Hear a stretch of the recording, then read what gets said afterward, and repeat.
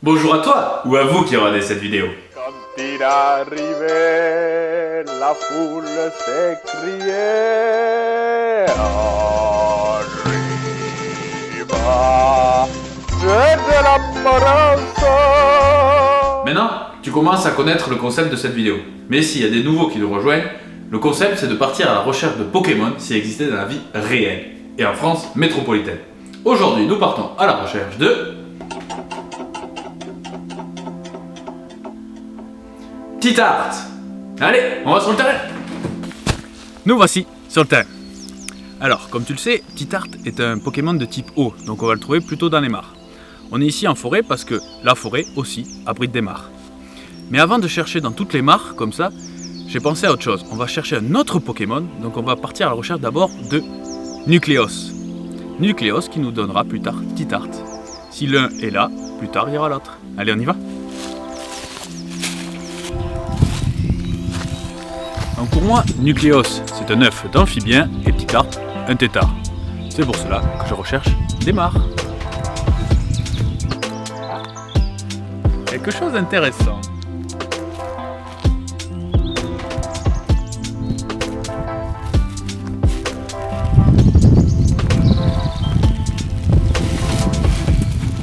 Cette plante, c'est du jonc. Le jonc pousse dans des milieux humides. Donc ça veut dire qu'ici, au moins une bonne partie de l'année, il y a de l'eau. Donc potentiellement, nos Pokémon. On va vérifier. Alors, c'est vrai que c'est pas trop un décor de mare ici. Mais ce qu'on cherche, nous, c'est de l'eau. Et l'eau, tu ne la trouves pas tout le temps que dans les mares. Surtout en forêt, tu peux la trouver dans les ornières. Les ornières, qu'est-ce que c'est ? C'est tout simplement quand les tracteurs et les camions viennent couper les arbres, ils laissent derrière eux des traînées. En hiver, quand il pleut, celles-ci se remplissent d'eau, et donc du coup, les amphibiens peuvent pondre dedans. Ici, on voit bien qu'un tracteur ou un camion est déjà passé. On voit son allée. Et si tu regardes bien derrière, on a une ornière qui est remplie d'eau. Dans les images qui vont suivre, vous allez me voir manipuler des œufs et des tétards d'amphibiens. Il faut savoir qu'en France, la manipulation, la détention et le transport de tout amphibien, que ce soit salamandre, crapaud, grenouille ou triton, est strictement interdit, que ce soit à l'état d'œuf, de larve ou d'adulte. Pour pouvoir les manipuler, j'ai une autorisation spéciale du préfet.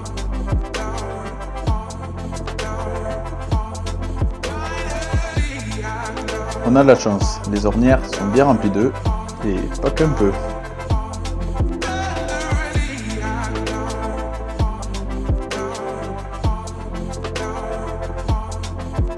Les œufs sont recouverts d'une couche gélatineuse. Au contact de l'eau, celle-ci se gonfle. Cela permet de les protéger des prédateurs. Imagine-toi comme un œuf de poule.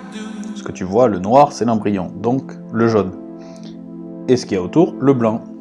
Contrairement à l'œuf de poule, l'œuf d'amphibien ne possède pas de coquille. De la ponte à l'éclosion, c'est qu'une question de jours. Bien sûr, ça varie selon les espèces, et ça peut aller jusqu'à 28 jours.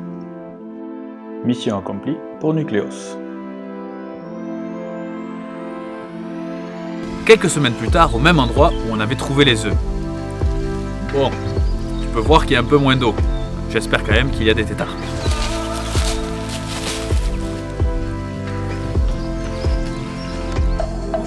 Les tétards sont bien au rendez-vous, mais moins que le nombre d'œufs qu'il y avait au départ. C'est justement pour cela que les amphibiens pondent beaucoup d'œufs, jusqu'à 7000, pour maximiser la chance d'avoir des tétards, et donc plus tard des adultes. Le problème de pondre dans une ornière, c'est qu'il y a peu d'eau, et que si celle-ci s'évapore, rend l'ornière à sec, engendrant beaucoup de mortalité.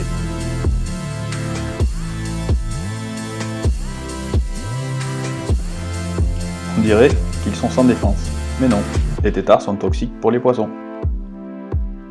Mission accomplie aussi pour Titart. En revenant de nouveau une semaine après, on voit que les tétards sont bien développés. Alors, quelle est sa nourriture ?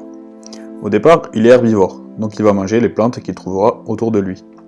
Plus il va grandir, plus il va se métamorphoser pour devenir carnivore et donc manger les insectes, les mollusques, les vers qu'il va trouver dans son environnement.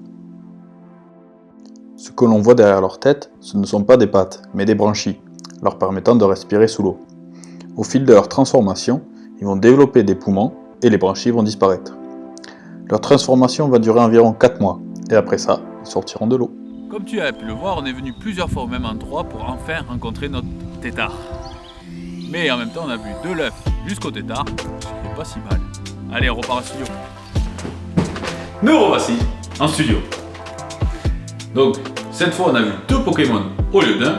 Du coup, on peut les ajouter au Pokédex.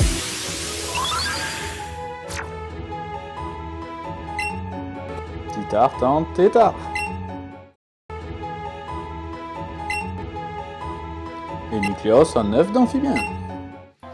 Maintenant qu'ils sont inscrits dans le Pokédex, on a accès à leur fiche détaillée. Donc leur habitat, c'est dans l'eau. Leur nourriture, donc c'est d'abord des végétaux, et après, plus ils grandiront, plus ils deviendront carnivores.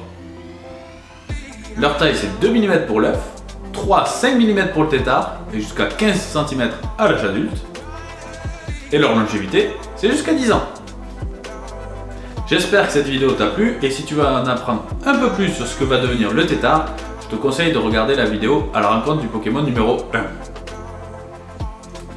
Si le concept te plaît, abonne-toi et active la petite cloche.